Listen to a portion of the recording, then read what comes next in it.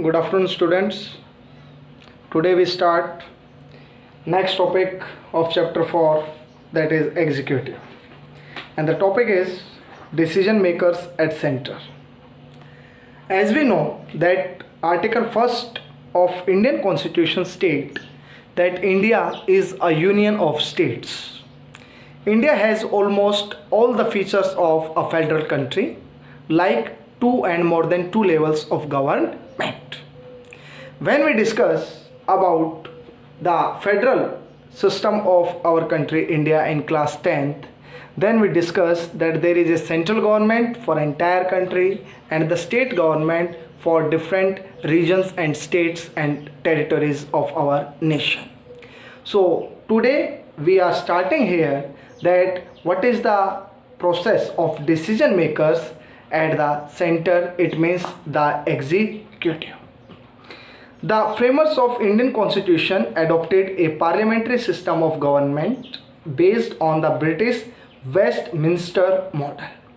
As we know that India adopted the parliamentary system of government from which country? From United Kingdom, from Britain. So there is a British model, that's name is Westminster model. So first of all, you must know about that what is Westminster model.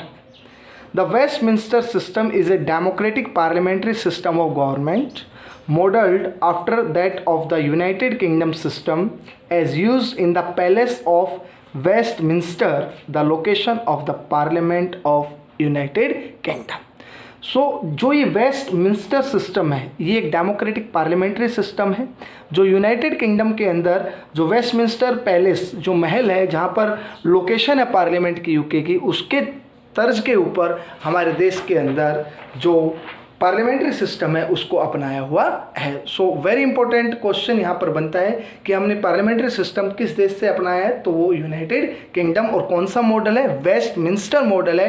Westminster is a palace, is the location of the Parliament of United Kingdom. The central governmental structure in India have the following essential attributes. So first, the head of executive or the state is the Indian president, who is indirectly elected by an electoral college consisting of the elected members of parliament and the members of legislative assembly. So first of all, the election of our president is an indirect election or by a electoral college. An electoral college, all the elected MPs, member of Lok Sabha and Rajya Sabha, that is parliament, and member of legislative assembly become the part of electoral college, and the two UTs, MLA, Delhi and Puducherry, are also become the part of the presidential election. So who is the head of executive in our country? The president. Who is the first citizen of our country? The president. Who is the constitutional head of our country? The president. Who is the supreme commander of all three armed forces? Our president. However, he is a nominal head since India has a parliamentary system of government. We have already discussed that what is the feature of a parliamentary form of government, that the president is just a nominal head and the actual head of the nation is the prime minister. The sovereign authority in India is vested in the Indian parliament. Yes, who has the sovereign authority to make laws in our country and execution? That is parliament. And the Indian parliament consists of, so the Indian parliament, the structure of Indian parliament is the president, the Lok Sabha and the Rajya Sabha. There are two houses in our parliament, that is Lok Sabha, which is called lower house, and the Rajya Sabha, which is called upper house. Lok Sabha is also known as the House of Representatives or the House of People, and the Rajya Sabha is also known as Council of States. It is not a permanent house. Its tenure is 5 years, but it can be dissolved before 5 years. But it is a permanent house. Its tenure is 6 years, and its 1/3 member get retired after every 2 years. So why there is president put in the structure of parliament? Because he is very important part of parliament, because any bill become a law after the final assent of the president. So our Indian parliament structure has major three components. The first one is president, the lower house Lok Sabha, and the upper house is Rajya Sabha. The next one is that real executive authority is vested in the Prime Minister and his Council of Ministers.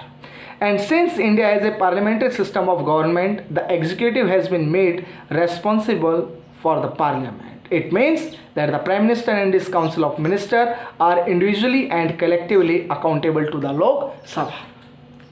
Who form the government in our country, India? Which? The political party which has majority in our nation.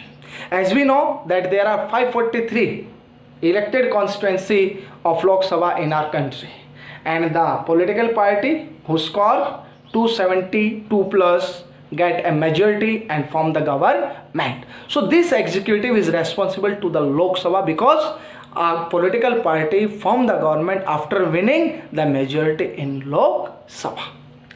All the decisions are taken in the name of president. All the treaty are made by the different minister, cabinet minister on the name of president, and the country rule is running on the name of president.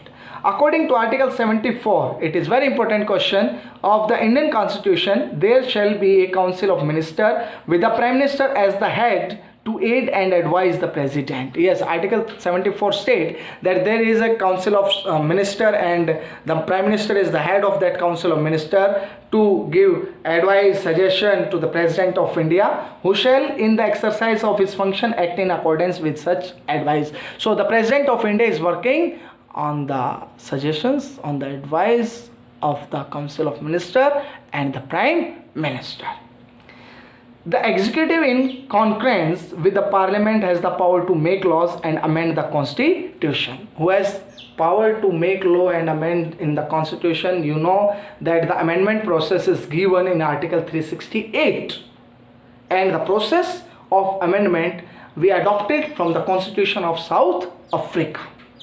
So the parliament has the power to change and amend the constitution of India, but there is one authority, there is a third organ of government, that is judiciary, which has power to check the executive and the parliament, the legislature, if they try to alter the basic structure of the constitution. So there is a balance of power among the three organs of government. If any law which is framed by the legislature and implemented by executive, and if it is not according to the norms of the Constitution of India, then it can be dismissed by the judiciary system of our country.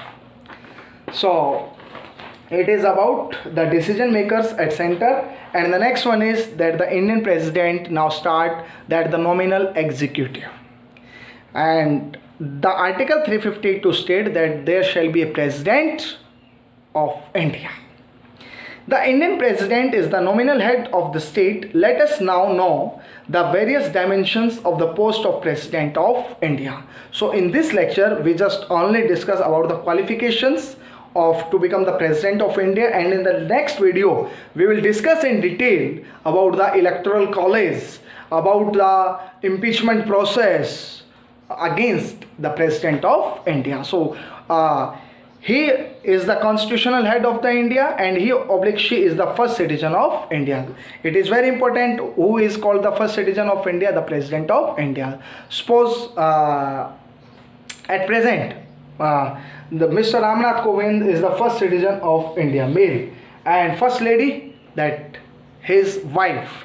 And what is the name of his wife? That is Savita Kovind. So first citizen, that is Ramnath Kovind, and first lady of India, that is Savita Kovind. So qualifications are mentioned in which article? In Article 58. Okay. The president must be citizen of India. It is the first qualification which is mentioned in the Indian Constitution. In which article? In Article 58, that the president must be citizen of India. She should be 35 years of age. She. Why there is she? Because we adopted the parliamentary system of government from Britain, and in Britain there is monarchy system, and the Queen Elizabeth is the constitutional head of United Kingdom. she should be an eligible voter and should be eligible for contesting election to Lok Sabha. So she has almost all the eligibility to become the member of Lok Sabha and to become the voter of our country, India. She should not hold any office of profit and she should not be a member of parliament. So these are the various qualifications that bankrupt नहीं होना चाहिए, इसके अलावा mad person नहीं होना चाहिए, पागल नहीं होना चाहिए. All these are the qualifications which are mentioned in the Article 58 in our Indian Constitution. Dear students, we are talking here about the constitutional head of our nation, that is the president, who is in first look he looks the most powerful person in our country India, but most of his power is exercised by the Council of Ministers under the leadership of Prime Minister. Thank you and have a nice day.